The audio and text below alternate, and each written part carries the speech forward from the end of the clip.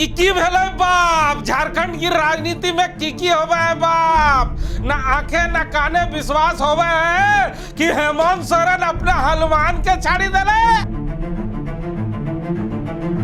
कि हेमंत सोरेन अपन हनुमान के छाड़ी दिले। हे बाप, आखिर के लाई हनुमान रे बाप, और की खातिर हेमंत अपन हनुमान के साथ छाड़ी दिले रे बाप। जी हाँ, ठीक सुना आपने। झारखंड की राजनीति का यह नया नजारा है जहां हेमंत सोरेन ने अपने हनुमान को छोड़ दिया है। जी हाँ, ठीक सुना आपने, हनुमान। क्योंकि झारखंड की राजनीति में जब जब हेमंत सोरेन की चर्चा होती है तो कांग्रेस पार्टी के नेता इरफान अंसारी की चर्चा जरूर होती है। क्योंकि जब भी मंच पे ये दोनों सामने आते हैं तो बड़ी भांति माइक पे कहते हैं कि राम कहां गए, हनुमान कहां गए। लेकिन डुबरी उपचुनाव में हेमंत सोरेन ने हनुमान को छोड़ दिया है। जी हाँ, ठीक सुना आपने। स्टार प्रचारकों की कल ही झारखंड मुक्ति मोर्चा की तरफ से एक सूची जारी की गई है। इस सूची में 36 नाम शामिल है, लेकिन इन नामों में 2 बड़े नाम शामिल नहीं हैं। 2 बड़े मुस्लिम चेहरे शामिल नहीं हैं।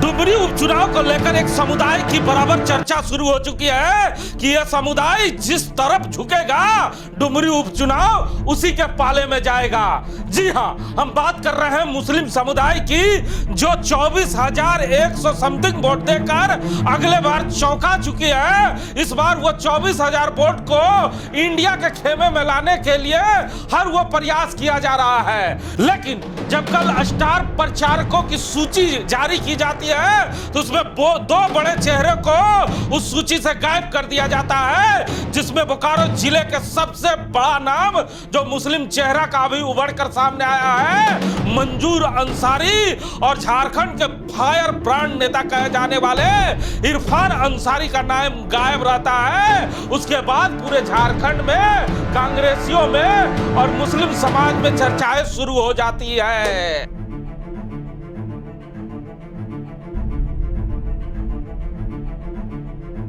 जी हाँ, ठीक सुना आपने, मंजूर अंसारी। ये वही मंजूर अंसारी है जिन्होंने कुछ महीने पहले प्रदेश अध्यक्ष बनते के साथ इमरान प्रतापगढ़ी को बोकारो स्टील सिटी में लाया था और हजारों की संख्या में मुस्लिम समुदाय के लोगों को जुटाया था और अपना लोहा भी मनवाया था। हमारे साथ बात करने के लिए राम नारायण शर्मा है। शर्मा जी, जिन मुस्लिम वोटरों के भरोसे इंडिया टीम मजबूती से खड़ा है, आज उन्हीं मुस्लिम चेहरों में 2 बड़े नाम, बोकारो जिले के मंजूर अंसारी को इस सूची से बाहर करना और फायर ब्रांड नेता इरफान अंसारी को बाहर करना कितना महंगा पड़ सकता है इंडिया के लिए?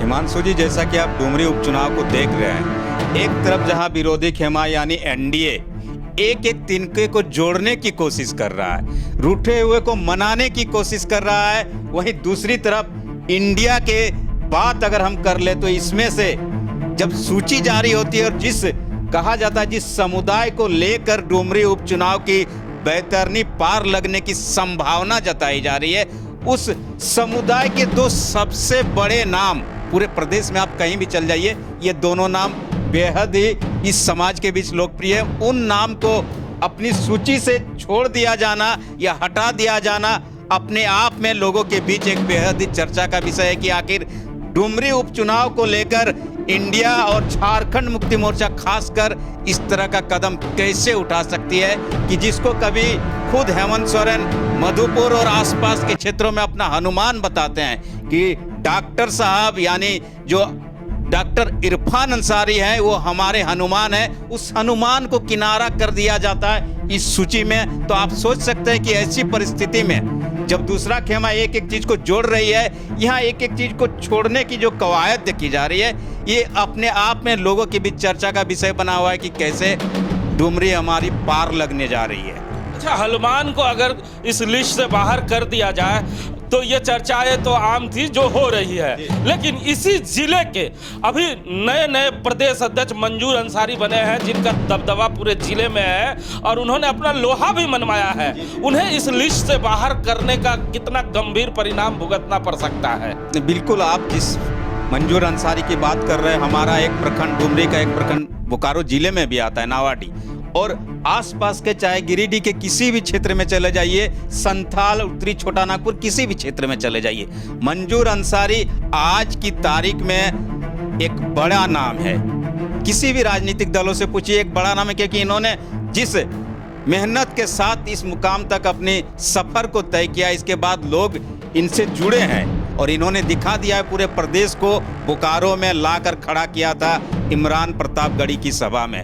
ऐसे में अगर उनका नाम छोड़ दिया जाता है तो सोचिए क्या होगा डुमरी में। अगर मान लीजिए किसी भी वजह से मंजूर अंसारी वहाँ सभा नहीं करते हैं, डोर टू डोर कैंपेन नहीं करते हैं, तो इसका असर नजर आ सकता है वहाँ। कहा जाता है कि जब ओवैसी आते हैं तो वो अपनी जो फायर ब्रांड आवाज है, मतलब जो उनकी बेबाकी है, जब बेबाकी से बोलना शुरू करते हैं तो अपने और अपने लोग को, अपने कौम के लोगों को खींचने का पूरा प्रयास करते हैं। और कहा जाता है कि झारखंड में ओवैसी के दूसरा रूप मतलब कि इरफान अंसारी भी फायर ब्रांड नेता के नाम से जाने जाते हैं। तो यह चर्चाएं आम है कि उनका नाम अगर स्टार प्रचारकों में रहता और वो डुमरी में प्रचार करते तो उसका एक अलग प्रभाव पड़ता, क्योंकि तमाम लोगों को ये मालूम है कि वो 24,000 वोट जो ओवैसी की पार्टी ने अगले बार लिया था, वो वोट अगर लाने में इंडिया टीम कामयाब नहीं होती है तो ये मैच जीतना मुश्किल हो सकता है। तो क्या लगता है ये दो बड़े नामों को छोड़कर ये बेहतरीन पार हो पाएगी?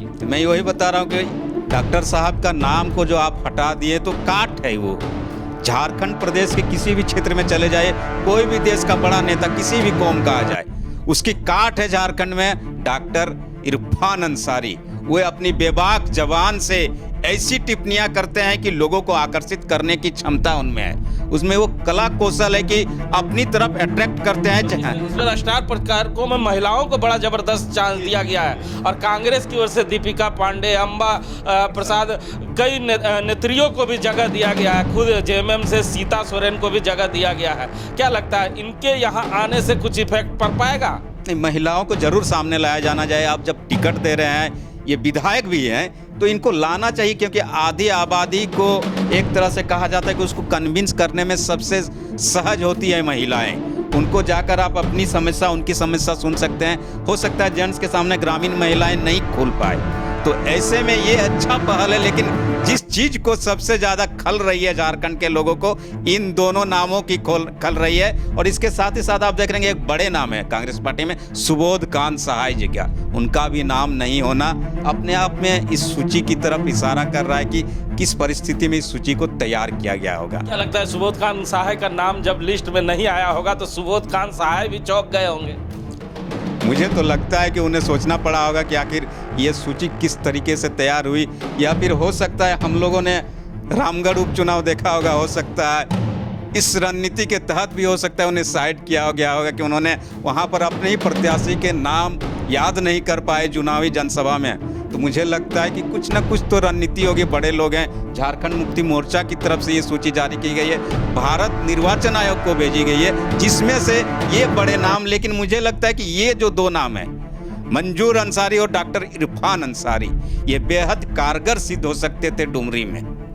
लेकिन पता नहीं किस परिस्थिति की वजह से छोड़ा गया या चूक हुई है, ये नहीं समझ में आ रहा है। तो सुन लेना बाप, अब की बेहतर डुमरी के शर्मा जी साहब को कि ये दो नाम बड़ा नाम थे जिसे छोड़ने का परिणाम भुगता जा सकता है। लेकिन आगे क्या होगा, इस सूची को बदला जाएगा या इस सूची में इन तीन बड़े नामों को फिर से लाया जाएगा, ये तो आने वाला वक्त बताएगा। कैमरामैन भोला के साथ जीपी हिमांशु, स्टूडियो।